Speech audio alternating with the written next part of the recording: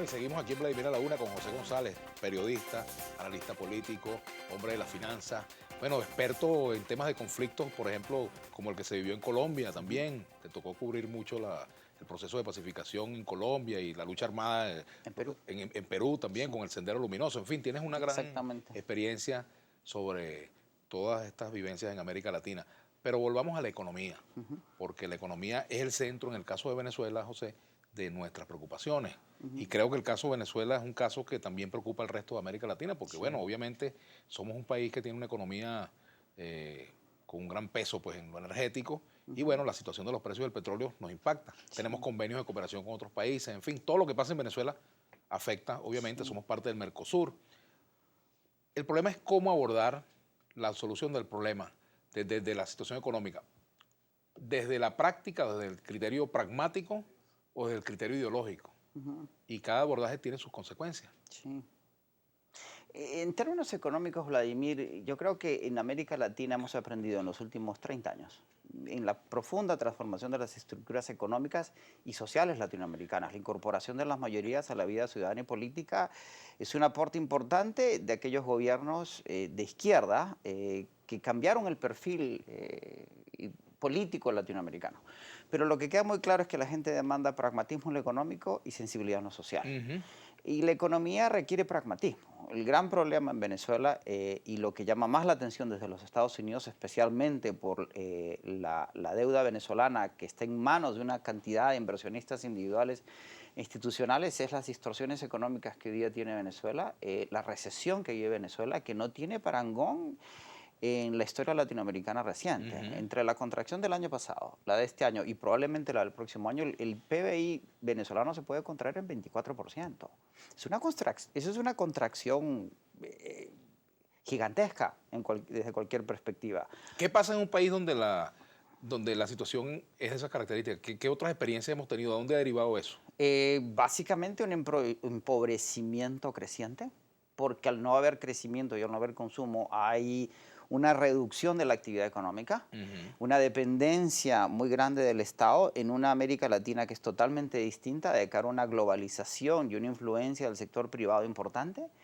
Hay una distorsión de precios relativos que se refleja en una inflación que de acuerdo a quien te dé el indicador está entre el 100 y pico por ciento y el 300 y pico por ciento. De cualquier modo es una inflación muy alta.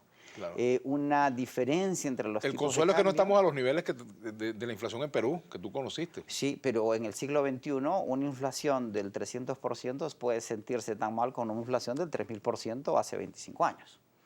Y la clave es lo que los economistas llamamos, o lo que los economistas llaman la distorsión de precios relativos. Las cosas no valen lo que valen, sino lo que tú estás dispuesto a pagar por ellas. Y la inflación no es un espejismo, es una combinación de producción y masa monetaria. La masa monetaria tiene que estar en equilibrio con los niveles de producción.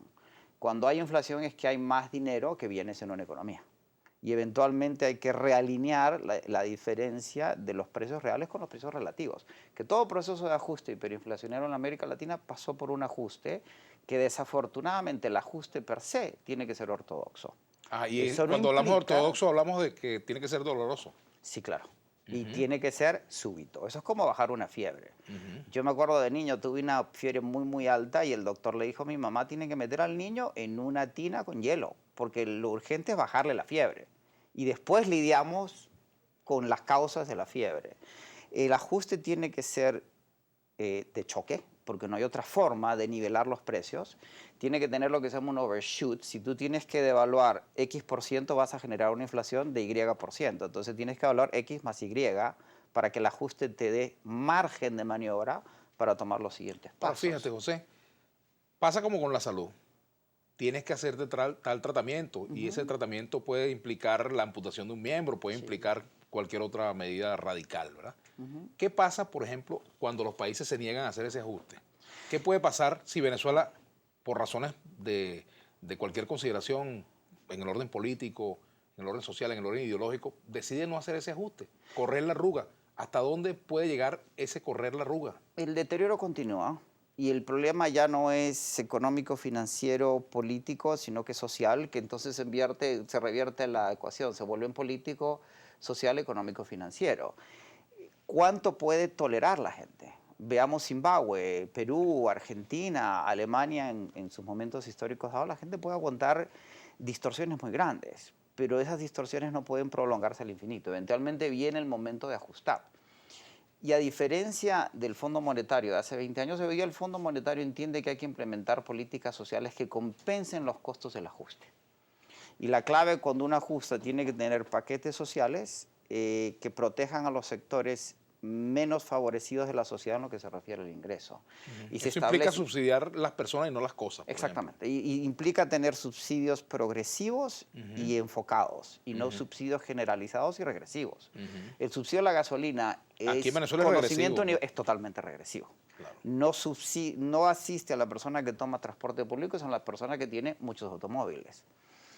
Y lo que yo decía en esa entrevista que tú mencionabas, que a principios de los 90, el lema de la campaña de Clinton era "It's the economy, stupid". Es la economía, estúpido, porque por alguna razón, hace 20, 30 años perdimos el rumbo económico y tuvimos que aprender a lidiar con lo económico. Yo creo que en este siglo XXI es la política estúpido.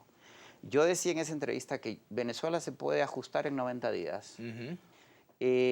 Estabilizar en 18 meses y reactivar en 3 años. O sea, el ajuste de 90 días no implica que la economía se relanza dinámicamente de inmediato. Pero se para la caída.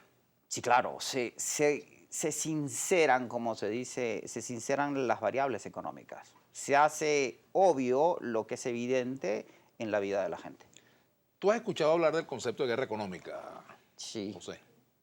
¿Qué opinas de ese concepto? El concepto de guerra económica tiene su lógica propia, ¿sí? Es decir, toda narrativa, todo argumento tiene que tener una lógica, si no, no existe. Ahora, los preceptos y la lógica de ese argumento no se aplican a una realidad cuyos indicadores económicos y financieros expresan un problema, ¿sí? Y el problema con ciertas perspectivas ideológicas es lo que Francis Fukuyama llama las trampas cognitivas. Fukuyama dice que el comunismo soviético colapsó porque los líderes de la Unión Soviética entraron en una trampa cognitiva. Al mismo tiempo, Fukuyama dice que el capitalismo del siglo XX norteamericano entró en una trampa cognitiva que termina en la crisis de 2007-2008 y que va a acabar con el capitalismo como lo conocíamos. De ahí que él hable de una crisis del capitalismo contemporáneo, que lo estamos viviendo políticamente en la elección norteamericana con la popularidad de Donald Trump, de un extremo, y la de Bernie Sanders del otro extremo. Curiosamente, esas dinámicas políticas latinoamericanas se reproducen en los Estados Unidos. Y el ajuste es necesario porque hay que restabilizar las variables macroeconómicas. Y eso pasa por un acuerdo político.